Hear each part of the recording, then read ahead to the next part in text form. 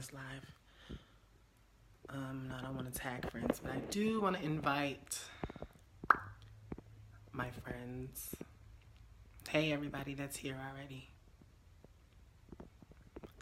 How's it going? Literally, I really want to know the answer to that question, so comment and tell me how it's going. You have to excuse me for a moment because I'm inviting my friends. I have a little soliloquy, if you will. I'm going to go off on a bit of a tangent. I'm in my meditation space, and something came to me because earlier I was watching something. I was watching a show. It's called The Adventures of Merlin. Of course, right? Of course I'm watching some shit like that. But I was watching it, and they made a reference to a crystal cave. And the man in the... I'm almost done inviting. I'm sorry.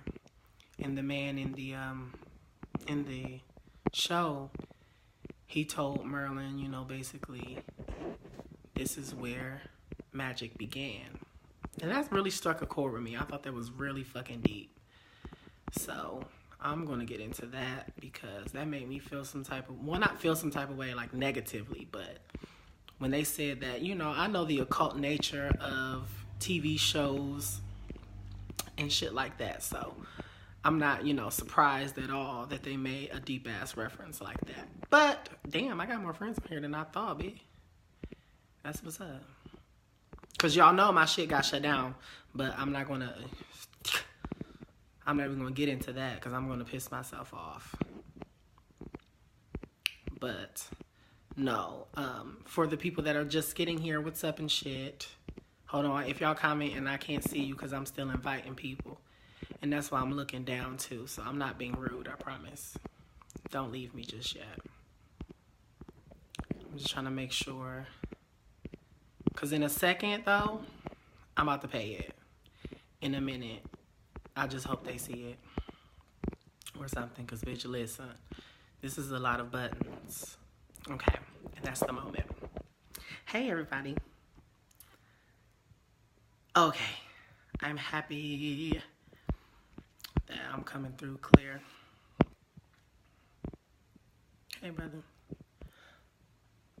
There's a fly. I'm not having that. There's a motherfucking fly. But listen. So for the people that are just getting here, first of all, hi. How you doing? J. Cole. No, J. Cole looks like me. It's like, no. Hi, Sans. Yeah, for the people that are just getting here, I kind of talked about it before. I was watching something earlier. I'm in my meditation space right now. You see my little thing right there. And it popped up in my mind again. I was watching this show called The Adventures of Merlin earlier. And what the fuck was going on in the storyline? Anyway, they walked into this cave, and it was like stalactites and stalagmites of crystals sticking out of the ceiling, the floor, the walls, everywhere. And it was like quartz. It was beautiful. And Merlin was basically like, what the fuck is this? Where the fuck are we? This is some shit. And the dude told him this is the crystal cave. It's where magic began. Hey, Kelvin. He said this is where magic began. And when he said that, it really got me together.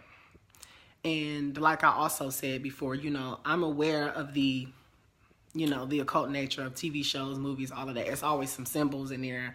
It's always some, some shit that you basically have to decode. There's always layers, No TV show, no movie, no sitcom.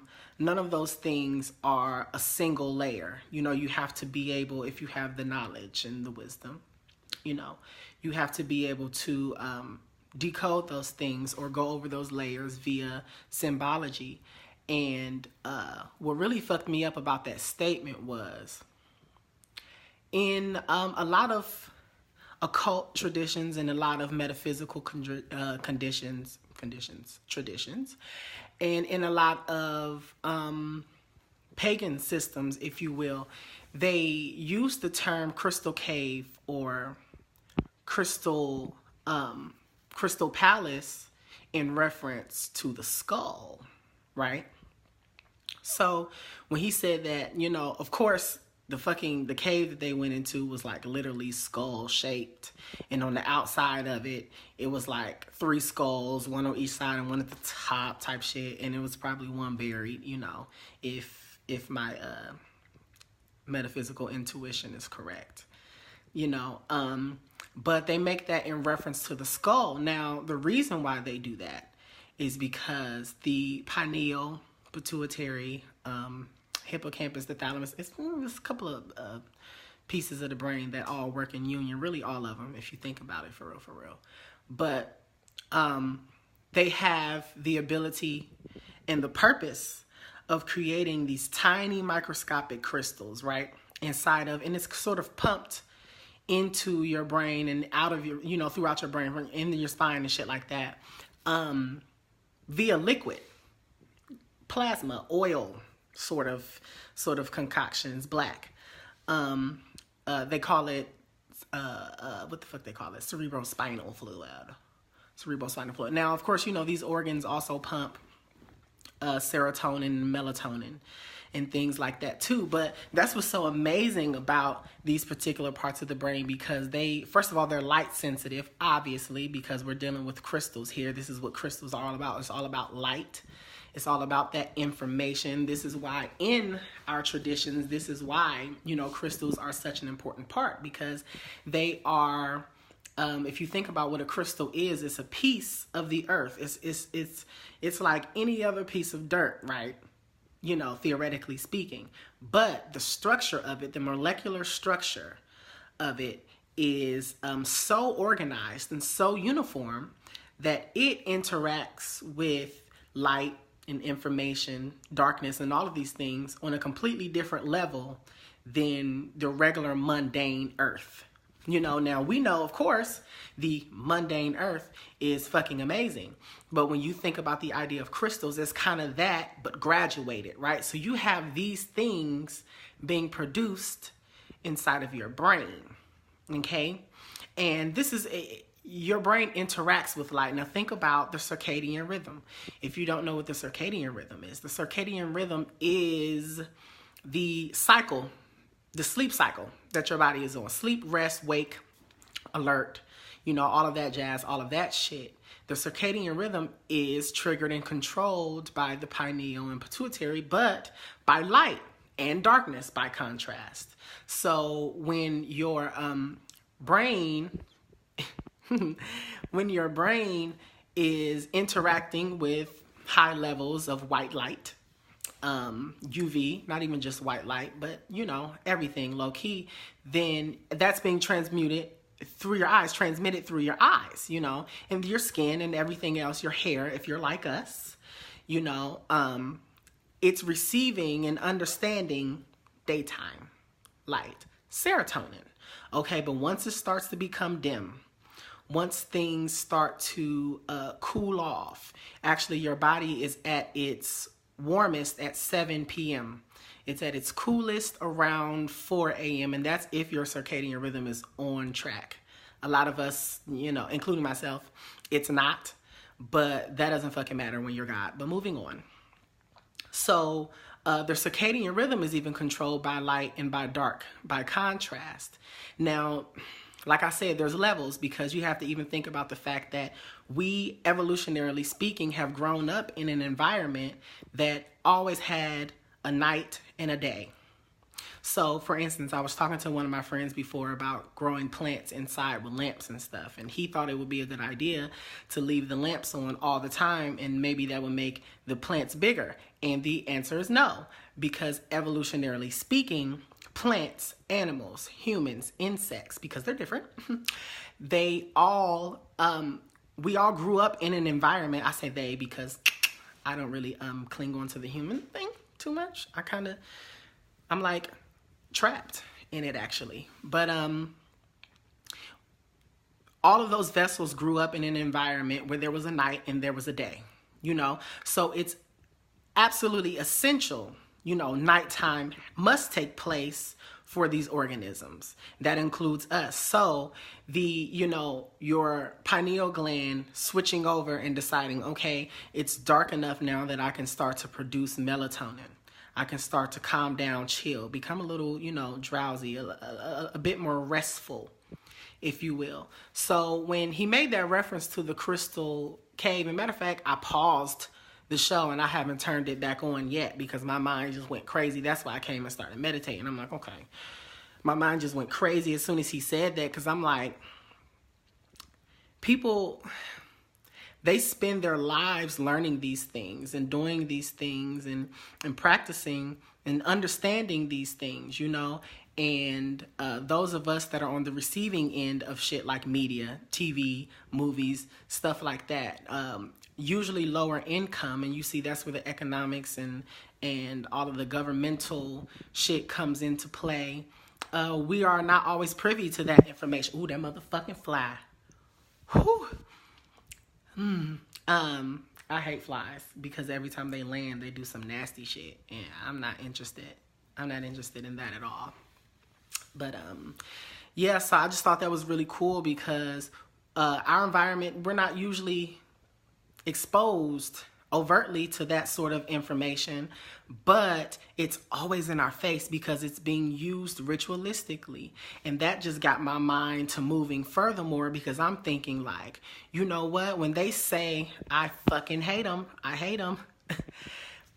When I say, ritual is used on us and not necessarily always used by us, it's simply because of a lack of knowledge. And when you think about the crystal cave, crystal palace being the skull, housing the brain, holding the knowledge, it all starts to come into play, because if we knew a little bit more, then things would make a little bit more sense. So the mission of, my podcast, WorldStopWeb, the mission of WorldStop Publications, the mission of WorldStop Travel is to get all of that out, because it's really not information that's spooky. It's not scary. There's no reason why you shouldn't know. There's no reason why we all shouldn't know.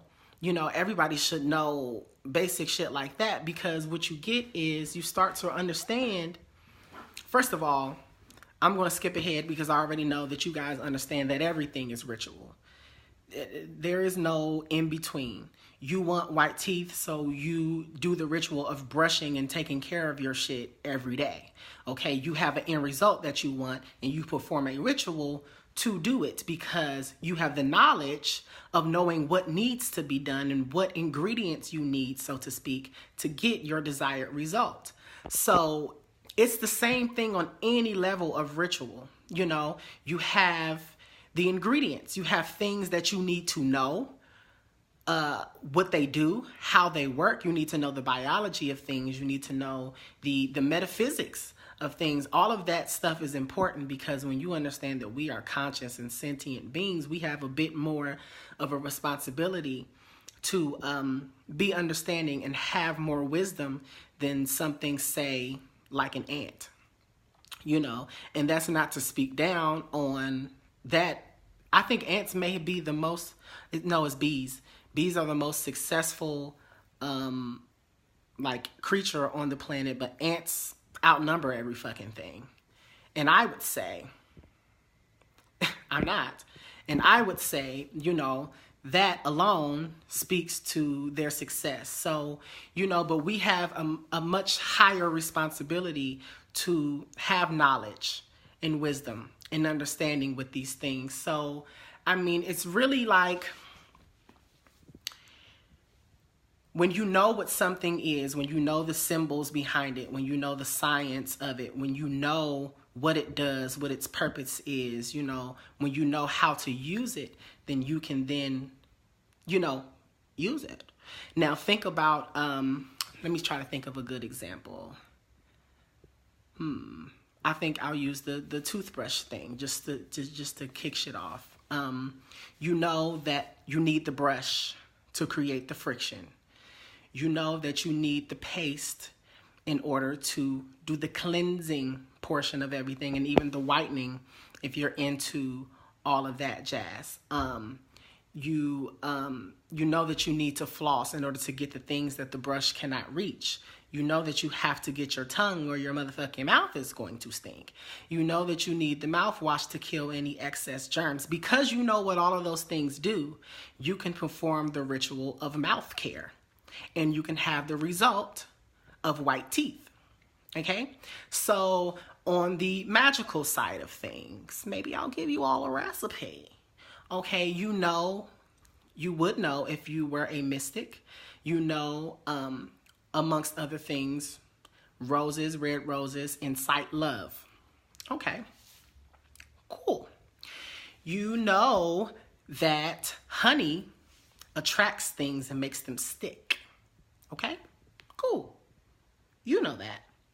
You know that, I don't want to give y'all everything. Okay, I'll give y'all some good shit. You know that lavender makes things subtle.